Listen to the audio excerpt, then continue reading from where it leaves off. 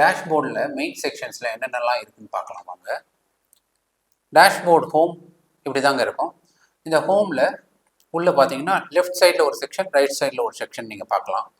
Right சைடில் வந்து டேஷ்போர்டுடைய home, அதாவது உங்களுடைய குயிக் சைட் ஓவர் வியூ இருக்கும், ரீசெண்ட் ஆக்டிவிட்டி இதில் இருக்கும். அதுக்கப்புறம் வேர்ட்பிரஸ் உடைய நியூஸ் அப்டேட்ஸ்லாம் இந்த இடத்துல உங்களுக்கு டிஸ்பிளே ஆகிட்டே இருக்கும். லெஃப்ட் சைடில் பார்த்தீங்கன்னா மெனு மாதிரி லைனாக இருக்கு இல்லையா, இந்த லெஃப்ட் சைடில் போஸ்ட்டு, மீடியா. அதனால் போஸ்ட் வந்து பார்த்தீங்கன்னா என்னென்ன பர்பஸ்க்கெலாம் யூஸ் பண்ணலாம். நீங்கள் ஒரு புதுசாக ஒரு ஆர்டிகல் க்ரியேட் பண்ணுறதுக்கு இது மூலமாக போஸ்ட்டு க்ரியேட் பண்ணலாம், மேனேஜ் பண்ணலாம், டெலீட் பண்ணலாம். இந்த செக்ஷன் மூலமாக அதெல்லாம் பண்ணிக்கலாம்.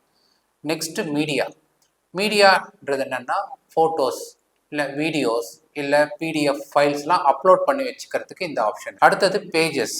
இப்போ உங்கள் வெப்சைட்டில் வந்து ஹோம் பேஜ், அபவுட் அஸ், அப்புறமா கான்டாக்ட் அஸ், இந்த மாதிரி பேஜ்லாம் க்ரியேட் பண்ணுறதுக்கு இந்த செக்ஷன் தான் யூஸ் ஆக போகுது. அடுத்தது காமெண்ட்ஸ்.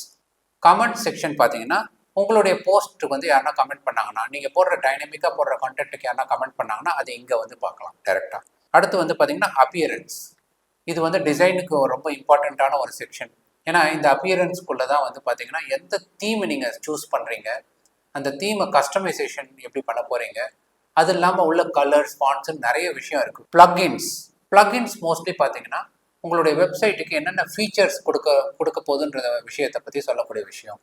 இதில் நியூவாக ஒரு ப்ளக்இன் இன்ஸ்டால் பண்ணிக்கலாம். இந்த ப்ளக்இன்ஸ்குள்ளே கஸ்டமைசேஷன் நிறைய பண்ணலாம்.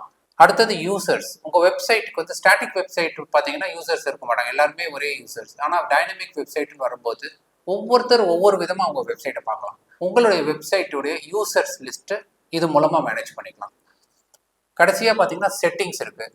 இந்த செட்டிங்ஸில் வந்து உங்களுடைய வெப்சைட்டுடைய டைட்டில், அப்புறமா ஜென்ரல் செட்டிங்ஸ் லைக் உங்களுடைய டைமிங், எந்த ஜியோகிராஃபியில் வரீங்க, அப்புறமா என்னென்ன மாதிரியான டிசைன் ஆஸ்பெக்ட்ஸ்லாம் நீங்கள் ஸ்டாண்டர்டாக ஃபாலோ பண்ணணும், அந்த செட்டிங்ஸ்லாம் இதில் நீங்கள் பார்த்துக்கலாம்.